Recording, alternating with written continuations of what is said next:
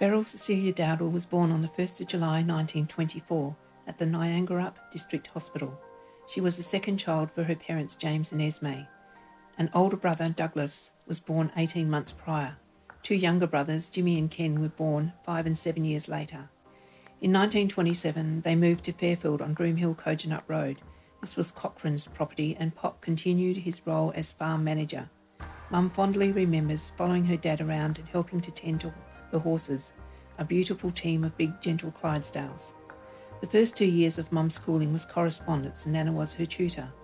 By age 8, Mum began school with her older brother at Broomhill Public School, about 8 miles from home.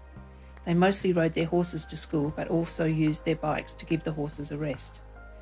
The year was 1929 and the beginning of the Great Depression. Food was limited, and Mum was fortunate living on a farm with fresh produce. During this time, it was common to see swagmen roaming the roads and calling into the farms for food because jobs weren't available. She remembers kids at school asking if they could have her apple cores. Most of these kids were shoeless and had raggedy clothes. It was also at this time that diphtheria cases were occurring, and luckily vaccines had been invented. Polio was also around, but no vaccine was available at this time. At age 12, Mum became a boarder at St. Rita's Sacred Heart Convent in Narrogin. Auntie Pearlie Stevens and her family lived there.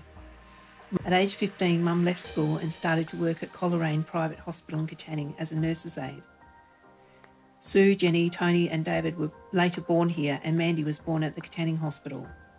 Around 1939, Australia joined the war effort, and along with that came the ration coupons. Each person was issued with the tickets. Food, clothing, petrol, beer and tobacco were all rationed.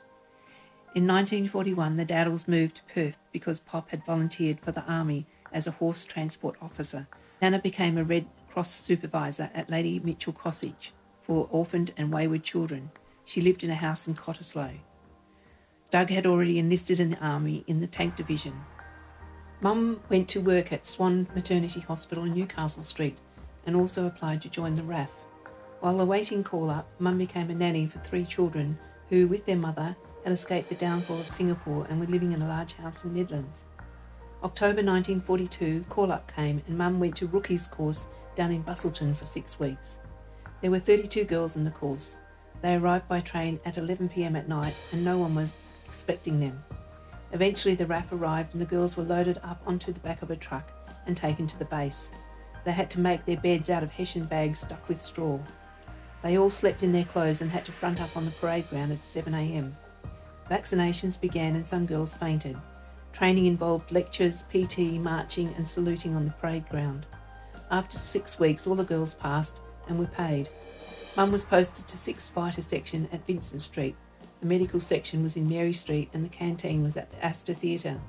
It was here that Mum saw her brother Doug for the first time in months, as he had been overseas. She never saw him again for over 12 months, as he was involved in the occupation of Japan. After 8 months, Mum was posted to Pearce Air Force Base. A hospital here had 25-bed capacity. The patients were injured RAF personnel who required ongoing care that had come from the islands with burns, etc. While at Pearce, Mum and other staff were lucky enough to get a ride on a Lancaster aeroplane. Mum was then posted to Frome Road Hospital in Adelaide, but ended up getting off the troop train in Port Pirie because they were short-staffed and casualties were expected. She fondly remembers Matron Dowd, who appreciated and spoiled her staff. About December 1943, Mum met Dad, Geoffrey Bede Nilon, who was a patient at Port Pirie Base Hospital. He had suffered a fractured leg while playing rugby. Dad took a shine to Mum and eventually only wanted her to tend to him. After his discharge, Dad went to Mount Gambier as an instructor at the Air Observation School, where the students were eventually sent to Canada and the UK. On returning to Port Pirie, he asked Mum out for dinner and they became sweethearts. This is when Dad began to call Mum Lee rather than Beryl. He was sent to different locations like Lake Boga, Rathmines and Bowen to continue training. He would write a letter every day to Mum. All mail had been opened and censored. On returning to Port Pirie over dinner at the Grosvenor Hotel, Dad proposed to Mum. They were married at St. Francis Cathedral, Adelaide, on the 28th of August 1944 after about a 7-month engagement. Mum had to get written permission from her parents because she wasn't 21. Dad was 23. After they were married, Dad promised to settle in WA with the hope of obtaining a land settlement farm. Their honeymoon was a few days in Adelaide before Dad had to go to Detroit in USA to pick up a new plane. Just 3 weeks later, Dad got the devastating news that his beloved mother, Maggie, had died. At Dad's request, Mum discharged from the RAF about 5 months later for her to return home to WA. As he was still in active service, he wanted to ensure she was safe. They still hadn't seen each other since their honeymoon. Mum quickly got a job at the Kensington Private Hospital in Subiaco, and it wasn't until June 1945 that she actually saw Dad in person. He had flown with his Catalina crew down from the islands and landed at Crawley Bay. They had 3 precious days together before he flew back to Lake Boga. Eventually, Dad returned as CO of a troop train. His discharge came through in mid-1947 and his application for a land settlement farm was in progress. Dad wanted to get to know the land of WA, and so they took short-term jobs on country farms. Their War Service Land Settlement Scheme farm had been approved by the Minister for Lands on the 11th of June 1948. The farm was a 2,120 acre on the Collie Road about 7 miles from Kojonup. Nana and Pop Dale and Mum's brother Doug had already been approved to farm earlier at Broome Hill. Mum says it was pretty primitive. There was no running water. Dad made a tank stand and erected a windmill to pump the water up. There was no electricity and hurricane lamps were their light source. To keep food cool, it was either lowered into the underground tank in a hessian bag right down to the bottom, or there was the cooler box. Later, the old kerosene fridge came into being, which was wonderful because you could even make ice and it kept Dad's beer really cold. Mum was pregnant with Sue and Dad was able to drive her up to Nana's a few weeks before her due date. February 15th, 1950, Sue was born. There was no disposable nappies or washing machines. The washing was boiled up in the copper and hand wrung. A few years later, 32-volt power was available and Mum got a wringer machine.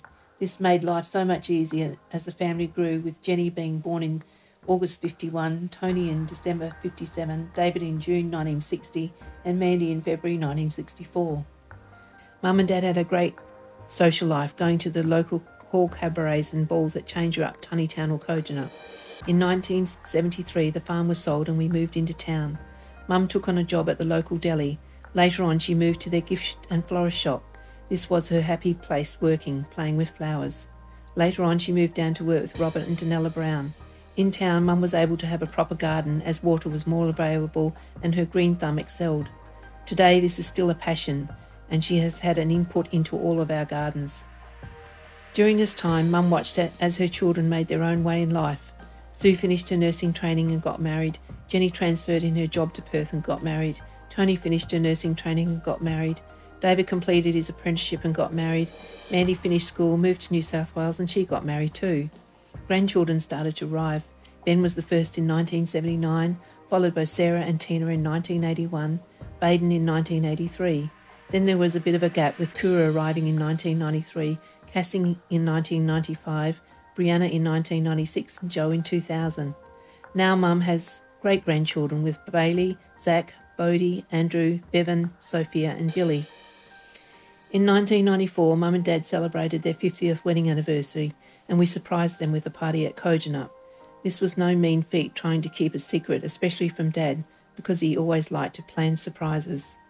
Just 6 years later, in January 2000, Dad passed away. Mum had looked after and nursed him tenderly in those last few years, and he died peacefully, surrounded by his family. One of his dying requests was for us to look after Mum.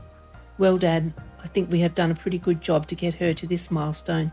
Just a shame you're not here too. We did it by having her come and live with us, either in West Australia, South Australia or New South Wales, and always including her in any activities we were doing. Thanks to Sue and her work conferences over the years, we have enjoyed many little holidays together, just Mum and her 5 kids. Mum's recipe for reaching this milestone is keeping busy and active, not dwelling on the past and living in the moment. Be adventurous and try new things, being surrounded by young people, enjoying a glass of red or a few bubbles each day, but mostly the love, care and support of her family. Mum, we are so proud of you and your generation. You are our absolute legends. The changes you have seen and experienced throughout your lifetime will never be repeated. All the new inventions and technologies, for all the hardships you have endured throughout your life during the Depression and World War, to give us the privileged lives we all enjoy today in the best country in the world, we say thank you.